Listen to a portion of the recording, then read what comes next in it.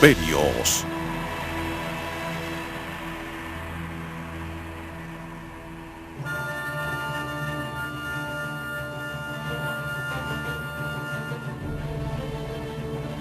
Atenas, la primera democracia del mundo, la ciudad más gloriosa de la antigüedad.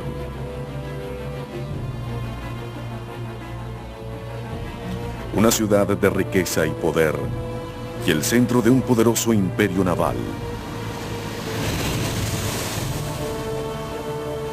A la cabeza de este estado se encontraba un hombre que parecía encarnar todos los logros atenienses. Pericles. Pero ahora Pericles arriesgaría en una sola jugada todo lo que él y los atenienses habían construido.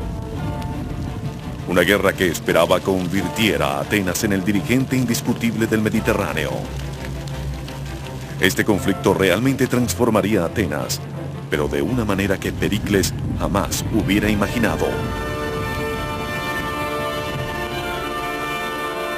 Convertiría a este hombre, Sócrates, en el dirigente de un extraordinario y nuevo imperio, un imperio que sigue siendo el legado más grande de los griegos. El imperio de la mente.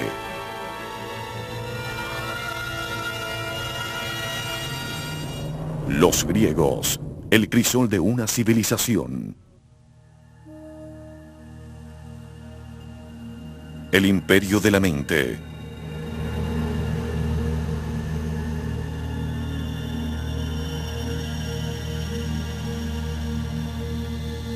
Una celda en la ciudad de Atenas. El año 399 a.C. Sócrates, el filósofo más famoso del mundo, se prepara para su ejecución. A su alrededor se encuentra una ciudad arruinada por la guerra.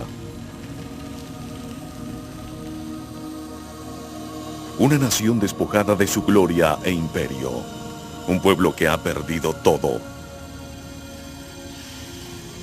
Sócrates es quizás el único hombre que podía haber salvado a estos ciudadanos de la derrota más grande de su historia. Por el contrario, lo han condenado a muerte. ¿Cómo pudieron los atenienses ejecutar a una de sus mentes más brillantes? ¿Cómo pudieron perder todo aquello que alguna vez los hizo grandiosos? Es una historia que comienza 3 décadas antes.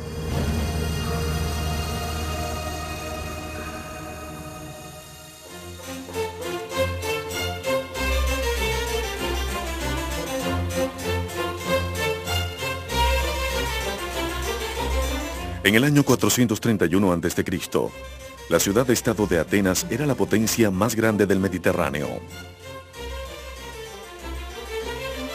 Bajo el liderazgo de Pericles, este pequeño estado había construido un imperio naval que se extendía por todo el mar Egeo. Su flota de barcos de guerra era la más poderosa de la época.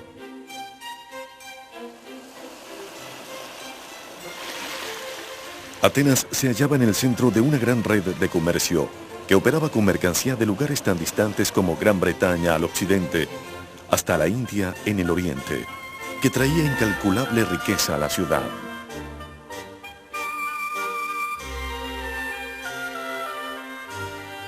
Pericles se había consagrado personalmente a hacer de su ciudad la más gloriosa del mundo antiguo. Se encargó de la construcción del Partenón, un poderoso templo para la diosa Atenea. Uno de los monumentos más extravagantes de la historia antigua.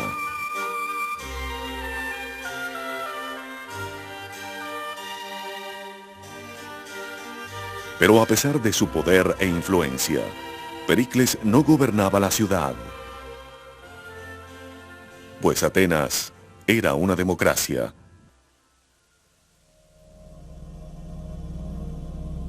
Esta es el área de asamblea de Phoenix, hogar de la democracia ateniense. el sistema que permitía a los ciudadanos participar en la dirección de su estado. Aquí, Pericles se tuvo que poner de pie ante sus conciudadanos para ganarse el derecho de dirigir.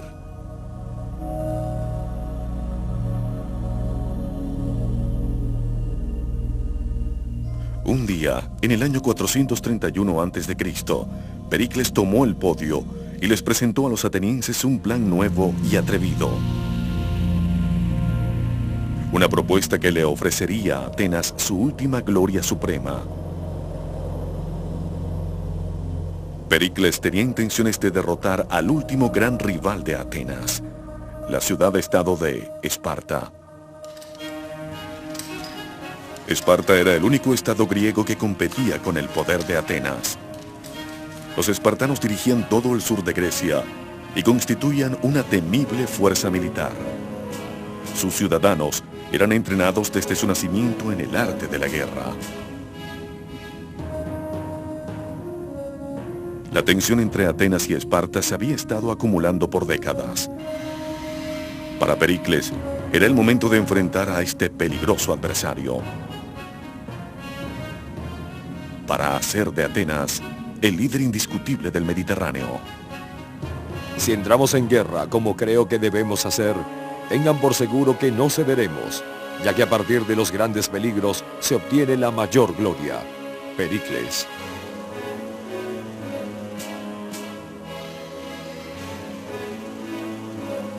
La asamblea aceptó el plan de Pericles. Los atenienses eran un pueblo que no le rehuía a la pelea. The ancient Greeks as a whole were not by any stretch of the imagination a peace-loving people. Peace was an interruption of war rather than vice versa, and the Athenians were as bellicose as any other Greeks.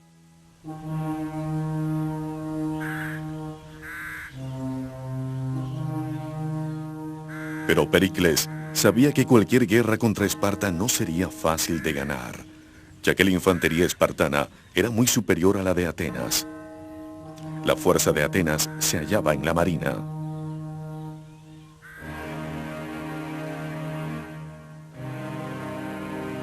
Pericles propuso entonces una estrategia de sorprendente complejidad y sofisticación. Convenció a los atenienses de abandonar todas las tierras alrededor de Atenas y retirarse detrás de las grandes murallas que se extendían desde la ciudad hasta el puerto, en Pireo.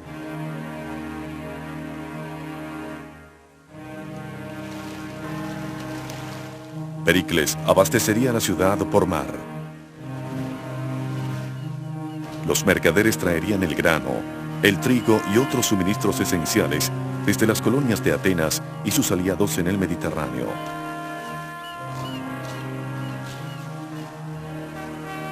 Con la protección de la poderosa flota ateniense. Pericles, por su parte, utilizaría esta gran fuerza naval para atacar a los espartanos desde la costa. Era una estrategia basada en una serie de suposiciones calculadas con precisión.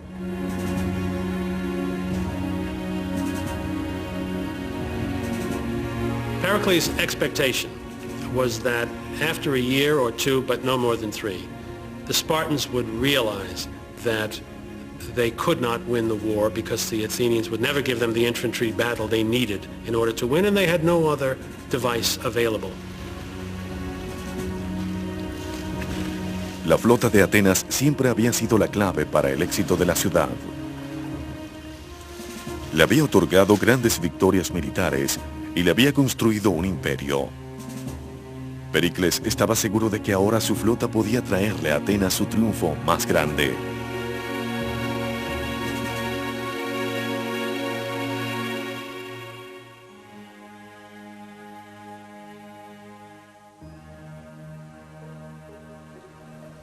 Los atenienses se aglomeraron detrás de las murallas de la ciudad. Asumieron que la estrategia de Pericles solo les traería la victoria, ya que confiaban en su visión de poder y gloria imperial. Pero entre esta abarrotada multitud, había un hombre que se negaba a asumir cualquier cosa.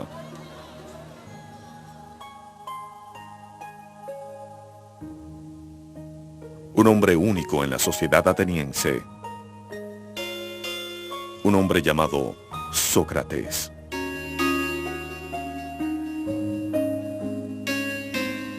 If you were an ancient Athenian citizen, the first thing you'd see is a man who was unbelievably ugly.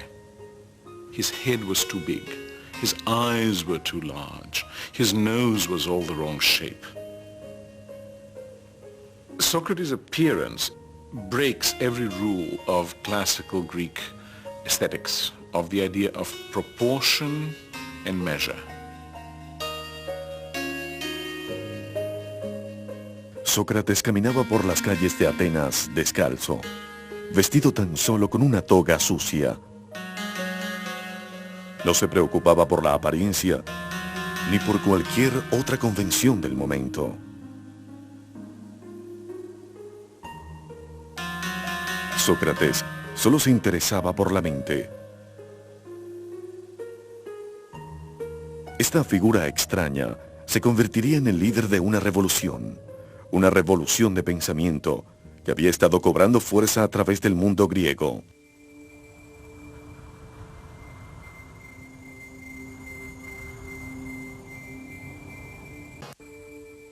Durante miles de años, el hombre había asumido que el mundo en torno a él, el sol, las estrellas y la luna, eran dioses y espíritus. Civilizaciones antiguas como los babilonios habían reunido grandes catálogos de datos astronómicos, creyendo que eran mensajes grabados de sus dioses.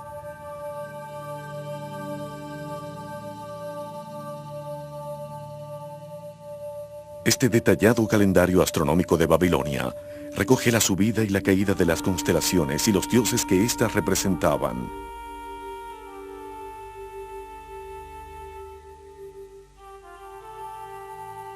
Este conocimiento y estudio del firmamento se extendería por el mundo antiguo hasta llegar a las colonias griegas de la costa de lo que hoy se conoce como Turquía.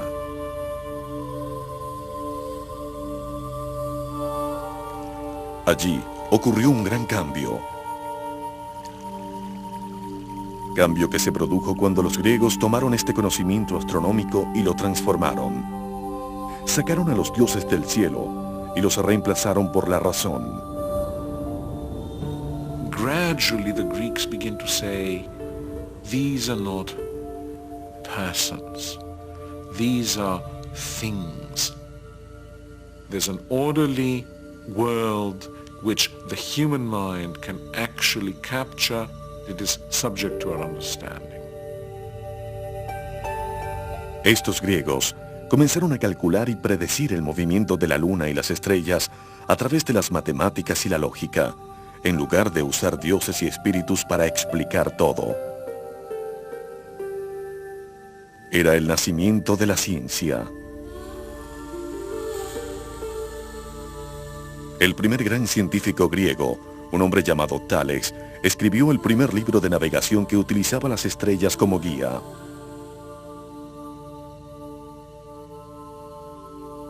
En un viaje a Egipto, Tales fue el primer hombre en medir la altura de la Gran Pirámide.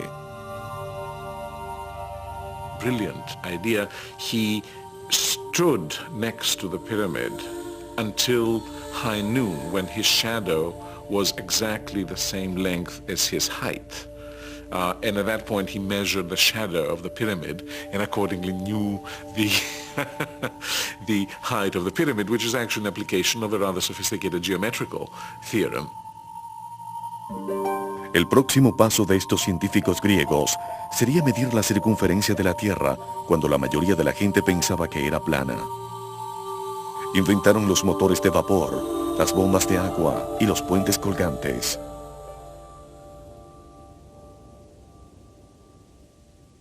Pero Sócrates no estaba interesado en la mecánica del mundo físico. Emplearía esta nueva forma de pensar utilizando el razonamiento y la lógica para estudiar a la gente. The great change comes with Socrates, who turns his back, so to speak, to the world of nature. What he cares about is the individual. You become an object of study and care. Sócrates se pasaba los días conversando, caminando por las calles de Atenas, hablando y debatiendo con cualquiera que se encontraba. Con más de 50.000 personas atrapadas detrás de las murallas de Atenas, se sentía como pez en el agua. One of the amazing things about Socrates is that he is the first fanatical urban individual. He loves the city. He makes life in the city one of his major concerns. Sócrates se pasaba la vida cuestionando las suposiciones que los atenienses tenían acerca de sus vidas, lo que pensaban que era correcto, lo que era bueno o malo. Y se sentía a gusto cuestionando los convencionalismos de la época.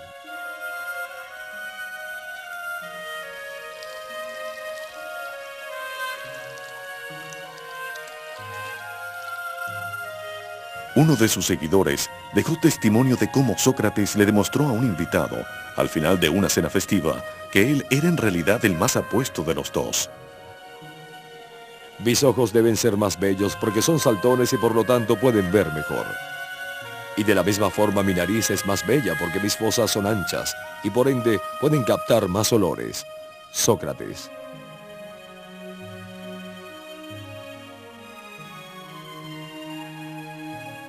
Esto es típico de Sócrates, usar la razón y la lógica para examinar al mundo de una forma inédita. Socrates says, you must make every decision based on your own understanding of what is good and what is not good, what is right and what is wrong. Para Sócrates, esta libertad de pensamiento era primordial, aunque implicará afectar todo el concepto de una nariz bella. Yo les digo, no dejen pasar un día sin discutir las cosas de las que me oyen hablar. Una vida sin este tipo de cuestionamientos no vale la pena vivirla. Sócrates.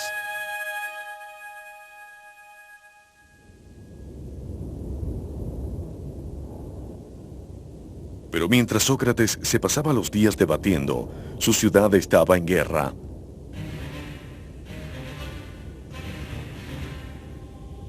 Los espartanos invadieron a Atenas y quemaron todas las tierras de cultivo alrededor de la ciudad. Los atenienses estaban cada vez más temerosos. Tan solo podían observar desde las murallas de la ciudad mientras destruían sus campos y cosechas. Pero era tal la reputación de Pericles que convenció a los atenienses para que continuaran con el plan. La ciudad podía confiar en su flota y en los envíos marítimos para sobrevivir. Pero Pericles no sospechaba que su flota corría un peligro mayor.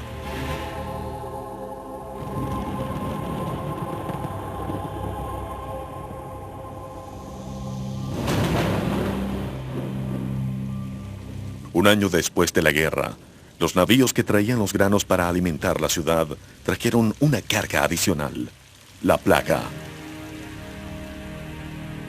Una enfermedad que devastaría a Atenas. Pericles' plan couldn't anticipate difficulties that we now would suggest were rather likely in those circumstances of crowding. And the results were horrendous. Con la población hacinada detrás de las murallas de la ciudad, la aflicción se esparció como un incendio. Los síntomas eran terribles. El historiador Tucídides, quien vivió durante estos años, dejó constancia de sus efectos. Se apoderaba del chico, primero con acaloramientos violentos alrededor de la cabeza, y enrojecimiento e inflamación de los ojos. Luego descendía hasta el vientre, produciendo ulceración intensa y diarrea incontrolable. Los padecimientos de los individuos parecían estar más allá de la capacidad de la naturaleza humana. Tucídides.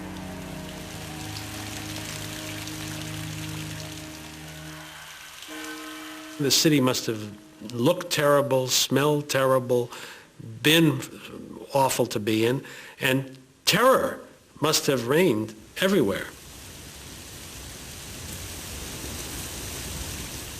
Los contagiados, atormentados por la fiebre e invadidos por una sed insaciable, gateaban hasta las cisternas y las cañerías de la ciudad para luego morir.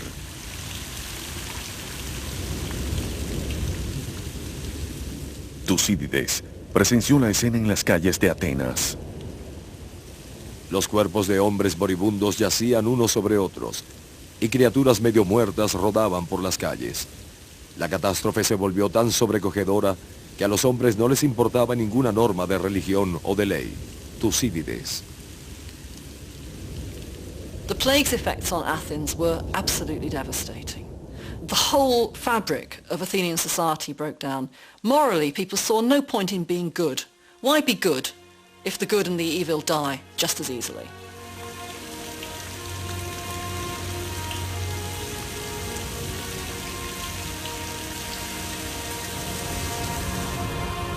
La plaga mató a más de un tercio de la población de Atenas.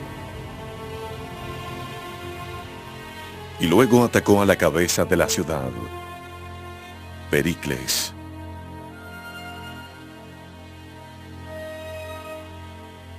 Plutarco, el biógrafo de Pericles, describió sus síntomas.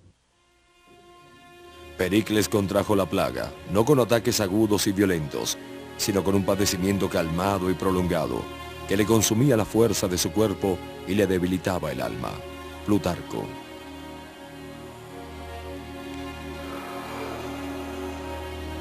Al final, el héroe de la ciudad terminó creyendo en pociones y conjuros con tal de aliviar su enfermedad.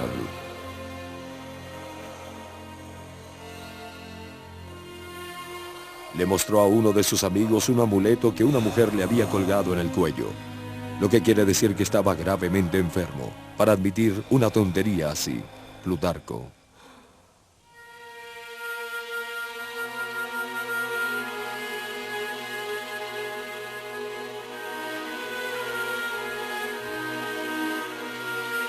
Finalmente, después de 6 meses de penosa enfermedad, Pericles murió en el año 429 a.C.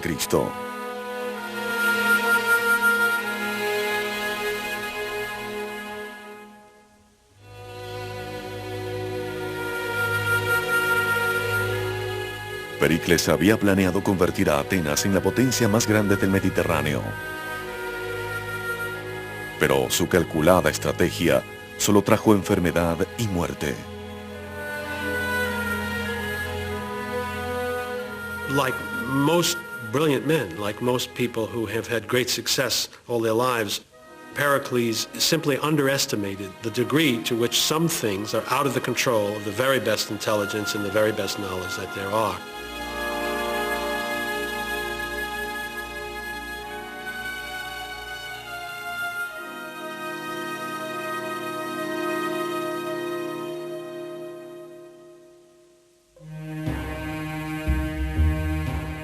La muerte de Pericles traería consecuencias trascendentales. Pronto estaría claro que solo este hombre había sido quien linchó al Estado de Atenas. Plutarco deja constancia de que los cambios fueron rápidos y dramáticos. Aquellos que se han ofendido por su gran autoridad mientras vivía, ahora se han dado cuenta de que había sido el principal protector de la seguridad pública. A su mandato siguió una gran ola de corrupción y vicios. Plutarco.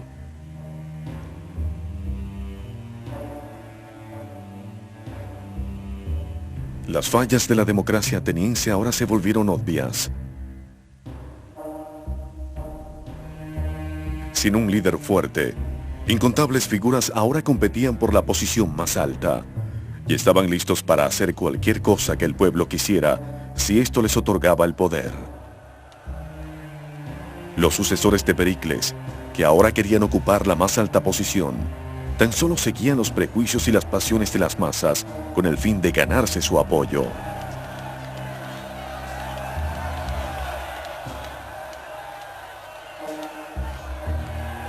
La democracia ateniense ahora revelaba una nueva y temible posibilidad. La posibilidad de caer en un régimen de grupo, lo cual obstaculizaba su capacidad para pelear en una guerra.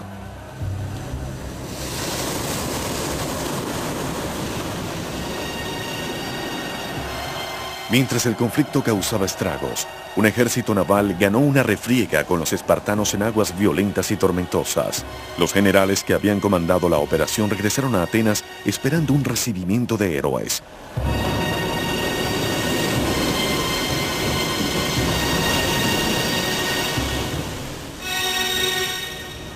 Por el contrario, fueron enviados a prisión.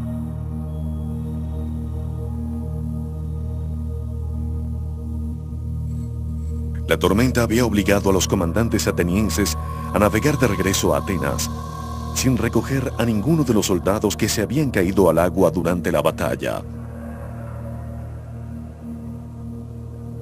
Oradores revolucionarios convencieron a la asamblea de que esta falla en rescatar a los hombres era un crimen tan atroz que todos los generales debían ser enjuiciados y ejecutados.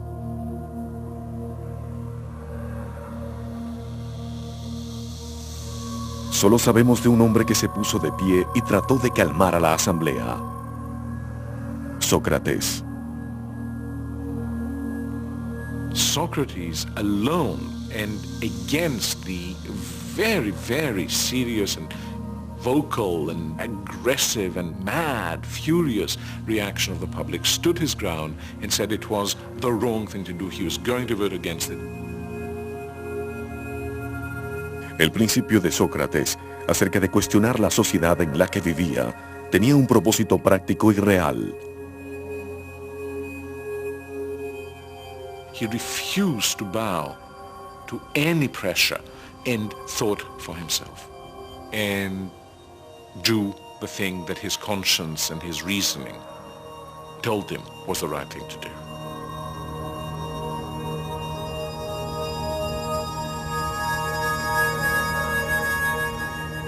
Pero al final, Sócrates era tan solo una voz entre la multitud y no pudo convencer a la asamblea.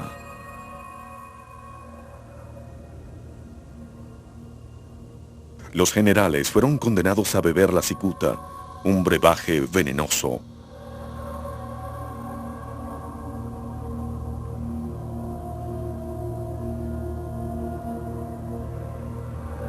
Sería una pérdida terrible para la campaña de apoyo a la guerra.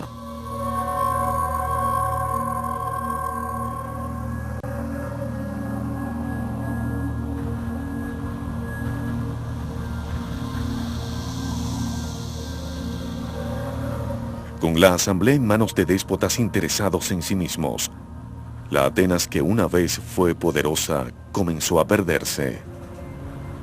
After the death of Pericles, Athens never again had a political leader with a well-thought-out general picture or a set of goals that he could pursue with reasonable hope of bringing them to fruition. La guerra contra Esparta degeneró en un conflicto amargo y prolongado que se extendió por más de una década. Los espartanos devastaron las tierras de los alrededores de Atenas, pero la flota ateniense mantuvo abastecida a la ciudad.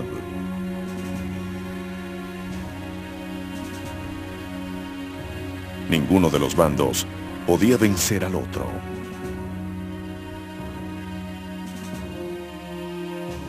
Privados de la victoria, los atenienses se frustraban cada vez más. ¿No eran ellos el estado más grande de toda Grecia? Llegará el momento en el cual Atenas pueda demostrar su poder de una vez por todas.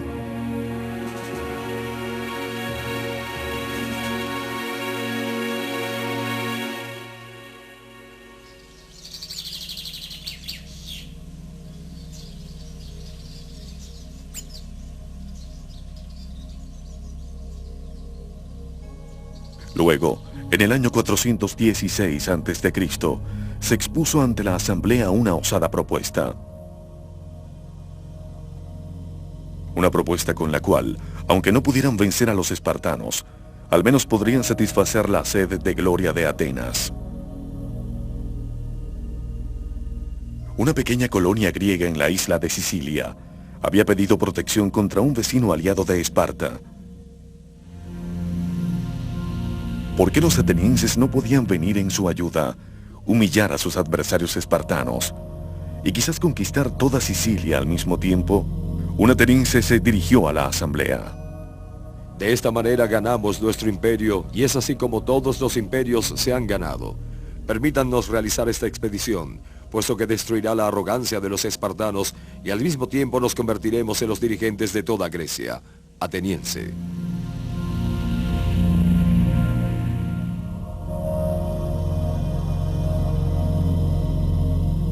Era un plan audaz para ser realizado a gran escala.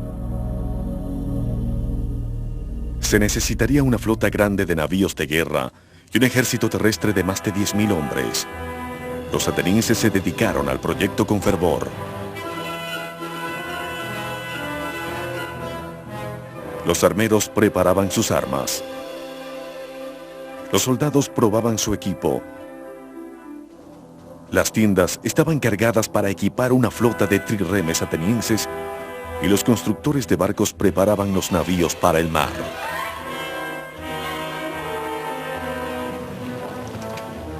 Luego, entre una gran fanfarria, la poderosa fuerza invasora se dirigió hacia Sicilia.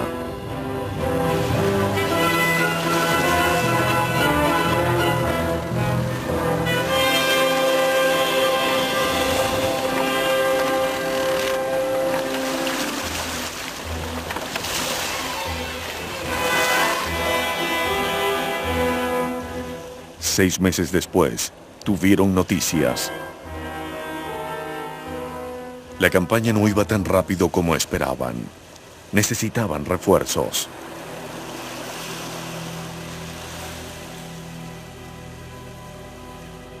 Llegado a un cierto punto, se dejaron de oír noticias.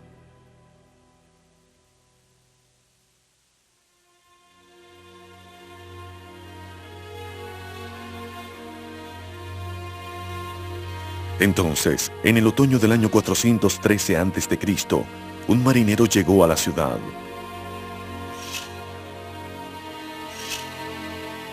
Un hombre que necesitaba un corte de cabello. Mientras hablaba con su barbero, le contó una historia vergonzosa acerca de una matanza terrible e inmensa.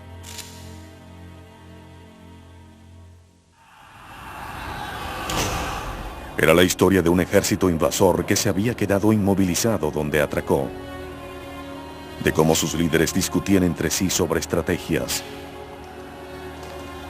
De cómo se les había agotado el agua y la comida. De cómo trataron vadear un gran río en un intento desesperado por escapar.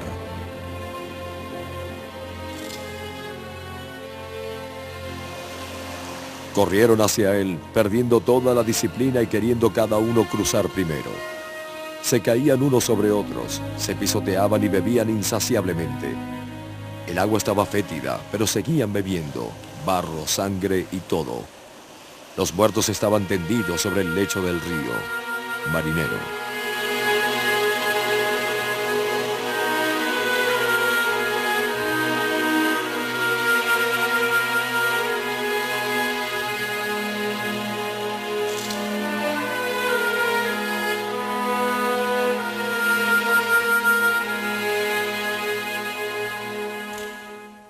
Así fue como los atenienses descubrieron que habían sido víctimas de una de las derrotas más grandes de la historia.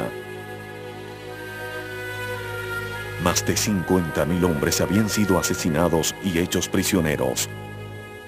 2 flotas completas de los preciosos trirremes habían sido destruidas. The Sicilian campaign is a mess for a variety of reasons. First of all, it's a long way away. It's over 600 or 700 miles. Once they arrive, they squabble and fight about what to do. But perhaps the biggest problem is there's not a tactical reason to do it. There's not a strategic reason to do it.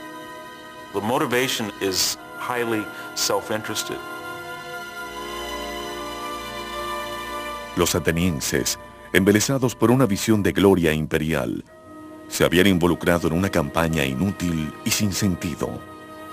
They believed wrongly that they could go quickly in, raise the countryside, and win a quick victory and a rich tributary subject state.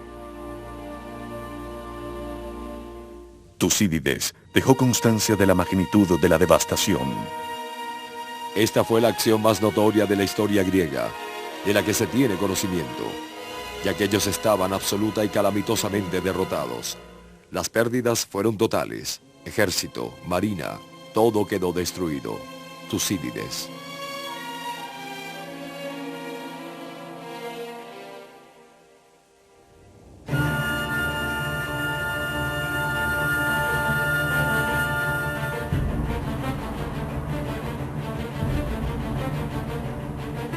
Ahora, con el poder militar de Atenas inutilizado, sus enemigos comenzaron a aproximarse.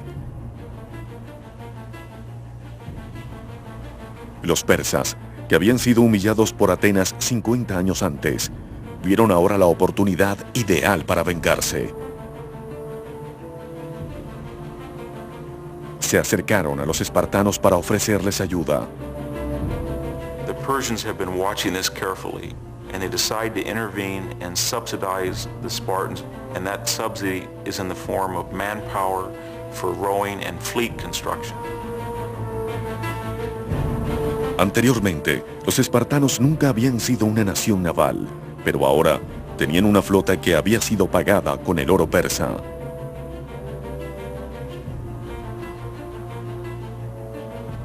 Las grandes caravanas de grano, traídas de Egipto y de las colonias, ya no podían pasar.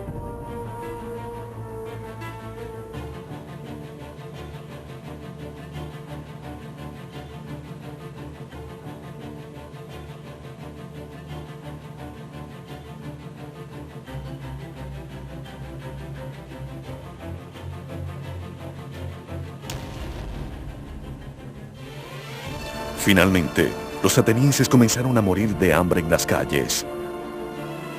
El pueblo se encomendó a su diosa Atenea. En el apogeo del esplendor de Atenas, tan solo 30 años antes, Pericles la había honrado con el templo más glorioso jamás visto. Pero ahora, su diosa no podía proporcionarles ayuda. Atenas, que había estado tan segura de su eminencia en el mundo griego, ahora era hogar de una población devastada por la plaga y la guerra, asediada y hambrienta. Con sus arcas vacías y su flota inactiva, de la que una vez había estado orgullosa. En el año 404 a.C., Atenas se rindió finalmente ante el comandante espartano Lisandro.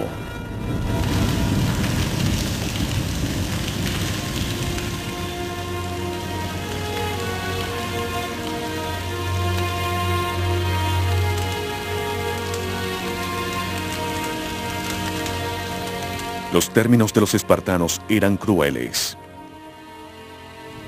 Las grandes murallas que habían defendido la ciudad debían ser derrumbadas y su flota destruida.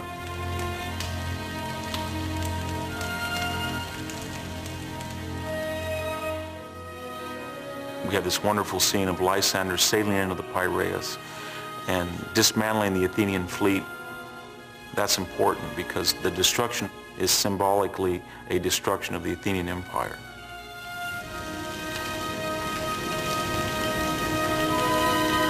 Lo que quedaba de la poderosa flota de Atenas fue quemado.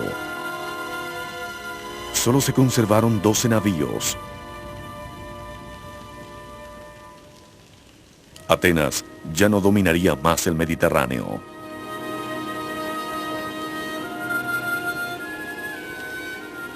The Athenians became convinced that they could do, finally, in the end, more than they really could. And I think this is really the point in which the potential that Athenian democracy brought about could turn to tragedy. They could achieve great things, they could not achieve all great things.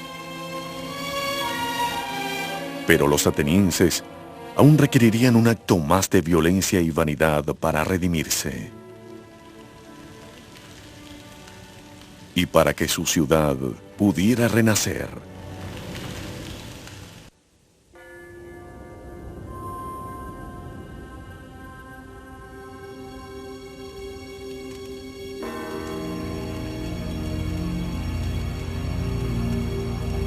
Los atenienses, humillados y habiendo perdido su imperio, buscaron a quien culpar por su derrota. Buscaron un enemigo dentro de las murallas de la ciudad. Alguien que se había atrevido a cuestionar sus sueños de supremacía. Buscaron a Sócrates. Socrates was a critic. He was critical of the thinking and the thought processes of his fellow citizens, and he was critical about the public affairs of Athens. Por más de 50 años, Sócrates había cuestionado y atacado las tradiciones de la vida ateniense. Y con él había reunido un grupo de jóvenes seguidores. Seguramente, esto había debilitado la moral de la ciudad y mermado su sed de victoria.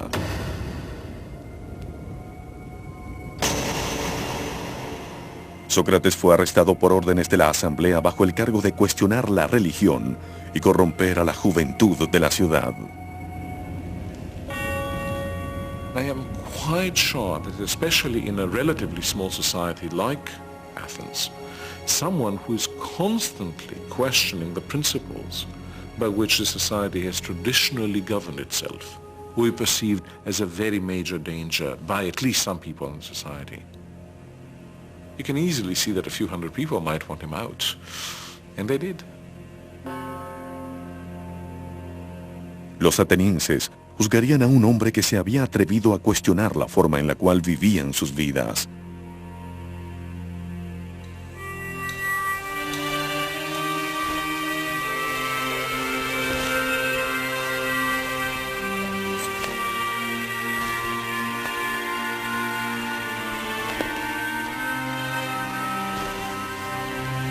El juicio de Sócrates se llevaría a cabo en el mercado central de Atenas, a la sombra de un techo que los protegía del inclemente sol griego.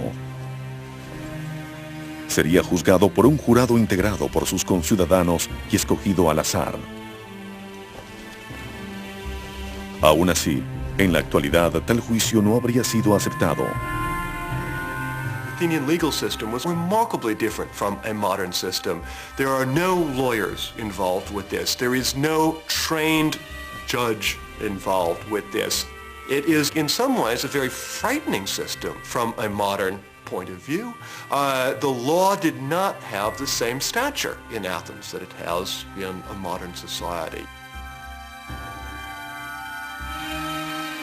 Sócrates sería juzgado por el mismo tipo de personas que había condenado a 6 generales a ejecución sumarial 7 años antes. Se le daría solo un tiempo determinado para defenderse. Todos los discursos en las cortes atenienses se medían con un reloj de agua. Un jarrón de agua que se vaciaba constantemente dentro de otro. Pero Sócrates no demostró miedo ante sus acusadores, ya que en realidad era sumamente terco. Explica que lejos de corromper a Atenas, lo que su vida de cuestionamiento había logrado era mejorar la ciudad. Hablando sin rodeos, yo he ganado a esta ciudad, como si esta fuera un gran caballo que se inclina a la flojera y necesita de la picada de una mosca. Yo no dejaré de estar aquí y allá para provocar y reprobarlos a cada uno de ustedes. Sócrates.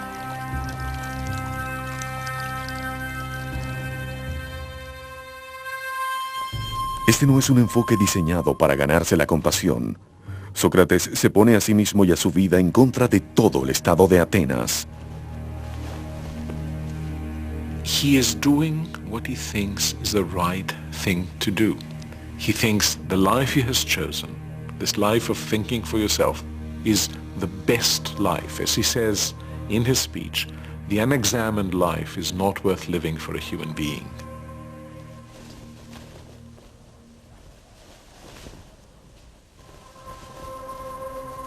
Si Sócrates tan solo se hubiese disculpado ante la corte, habría podido ser absuelto. Pero en cambio, exigió cenas gratis de por vida por todo el trabajo que ha hecho. can just imagine what that jury and the audience of that trial must have thought at the time. They must have been absolutely speechless. Cuando salió el último voto, el veredicto no fue una sorpresa.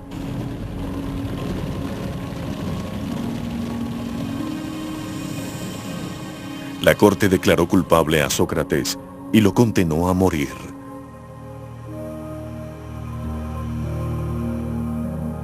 Pero Sócrates reaccionó con calma y serenidad. Bueno, ahora es tiempo de marcharme.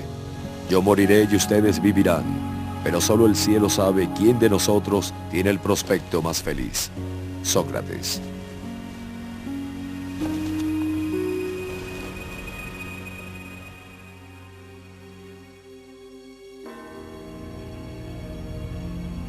Sócrates fue llevado de la corte a la prisión de Atenas.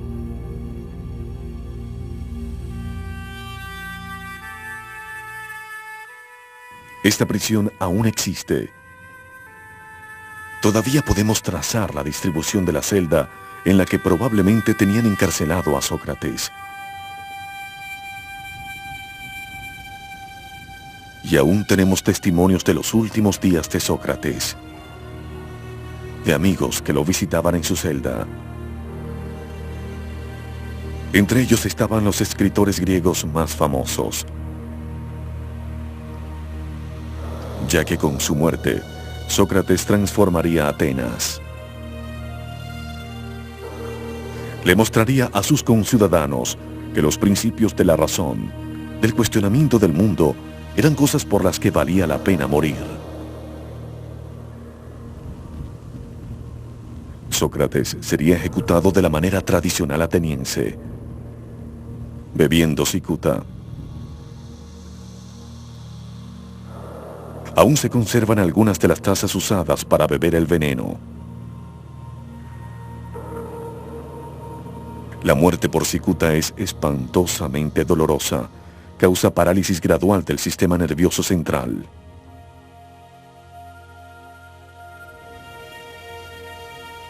Pero mientras se acercaba la hora de su ejecución, Sócrates volteó hacia sus amigos, tomando el asunto como si no tuviera importancia. La hora del destino me llama. En otras palabras, ya es hora de que tome un baño. Prefiero lavarme antes de beber el veneno, antes que molestar a la mujer, haciéndola bañarme cuando esté muerto. Sócrates. Pero a medida que vertían la cicuta, sus amigos reventaron en llanto. Tenemos el testimonio de uno de ellos, llamado Faedo. Trataba de contenerme, pero las lágrimas se me salían, así que me cubrí el rostro y lloré sin consuelo. Y luego todos perdieron el control, excepto Sócrates, quien dijo: amigos míos, qué manera de comportarse. Me han dicho que uno debe llegar a su fin en profundo silencio. Cálmense y sean valientes. Faedo.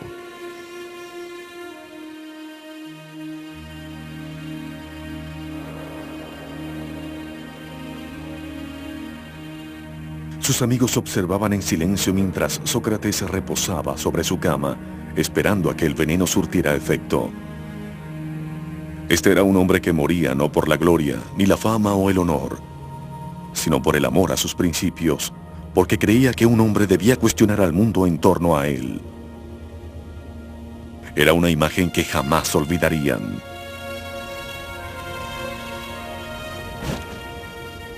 Socrates, in his life and in his death,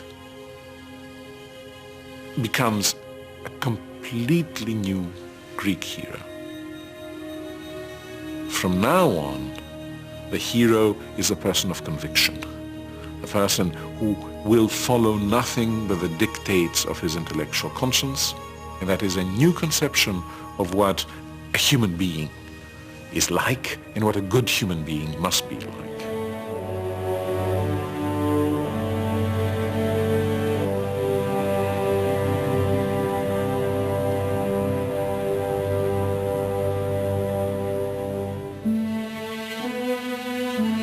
Los griegos habían creído por siglos en un ideal. La visión de un héroe marcial de guerra.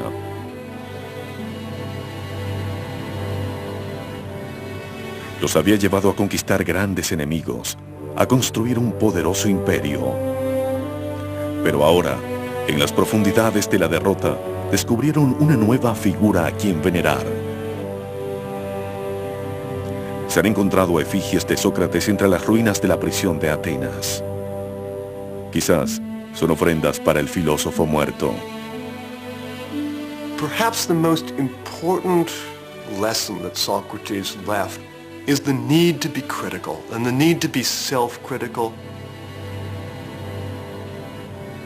The interesting thing that I see in Athens in the years after the execution of Socrates is this same capacity to look at themselves and recognize that they have perhaps gone too far in the past, and indeed to embrace a certain kind of maturity. Atenas nunca volvió a ser una gran potencia imperial. Pero su democracia tampoco volvió a caer en manos de un régimen autoritario. Por el contrario, se convirtió en una ciudad de inquietud intelectual. Un remanso de estudios y discusiones, donde los estudiantes de Sócrates y los estudiantes de sus estudiantes comenzaron a construir lentamente un mundo basado en la razón. Platón trató de formular la sociedad ideal. Aristóteles estudió la naturaleza y fundó la biología y la zoología. Las ideas y el trabajo de estos pensadores griegos comenzaron a extenderse lentamente por todo el mundo conocido. One could say that a major part of the energy of the Athenians turns into building what one might call empires of thought. So where before you had Athens sending its ships to the various islands in order to collect taxes, here you have reason extending its dominion over all areas in which our lives are actually lived. Todavía perduran los principios de Sócrates acerca del razonamiento, el cuestionamiento de las suposiciones y del mundo a nuestro alrededor.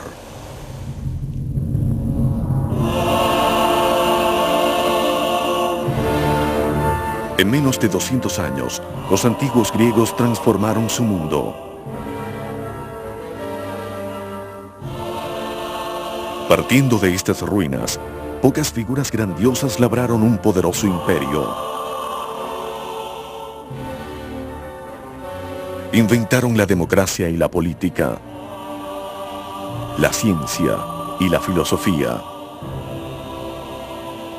Nos dieron la literatura y el drama, el arte y los monumentos que aún nos dejan atónitos. Los griegos nos enseñaron a usar la razón y el pensamiento. Sus logros, alcanzados hace 2500 años, todavía siguen determinando el mundo que conocemos.